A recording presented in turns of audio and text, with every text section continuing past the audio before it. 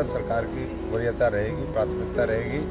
और इस इलाके में भी और बड़े बड़े उद्योग आए, कृषि आधारित आए, फूड प्रोसेसिंग यूनिट आए, टेक्सटाइल मिल्स बोले। सर आप तो सांसद भी रहे हैं, राजद भी रहे हैं, सिरसा में अगर बात करें कौन सी ऐसी बड़ी समस्या देखने को मिल रही है जिसके बाद अगर एमपी की खाली बात?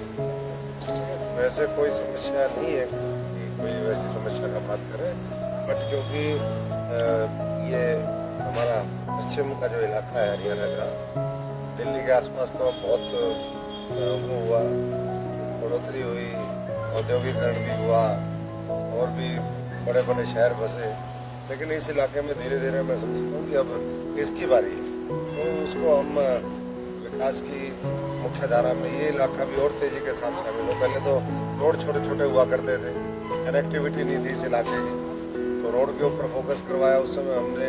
तो रोड बन करके आज गवाली से लेकर के पूरा दिल्ली तक आप चले जाओ, बीच में उसमें और जुड़ाव हो जाते हैं, राजस्थान निकल जाते हैं, कटरा रोड निकलेगा, गवाली से लेकर के आगे जब हम जाएंगे चौटाला से लेकर गुजरात और ऊपर फिर पूरा पंजाब होते हुए पूरा उत्तर भारत उससे कनेक्ट हो गया। तो जब कनेक्टिविटी बढ़ती है तो अपने आप ही स्वाभाविक है कि अवसर भी बढ़ते हैं।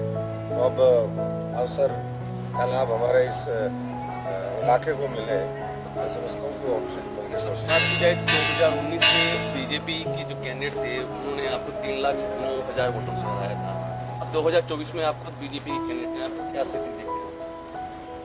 देखिए, पहले से लगातार 10 वर्ष में जिस तरीके से मोदी जी ने मजबूत बुनियाद इस देश में रखी है, आधारभूत ढांचे की रखी है, देश में शिक्षा, हमारे स्वास्थ्य की सेवाओं की रखी है, बड़े बड़े आज इन्वेस्टमेंट हमारे देख लीजिए, FDI देख लीजिए, हमारा जो फॉरेन रिजर्व है वो कई गुना बढ़ गया है।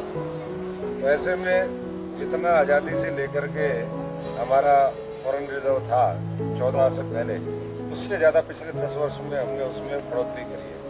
$650 हमारा $1 ट्रिलियन वो हो गया। तो इस तरीके से मैं समझता हूँ कि कोशिश यही है सरकार की कि आने वाले समय में और बेहतर हम करके दिखाएं, इस इलाके के लिए भी और पूरे देश के लिए। सिरसा लोकसभा क्षेत्र से आपका क्या दावा है?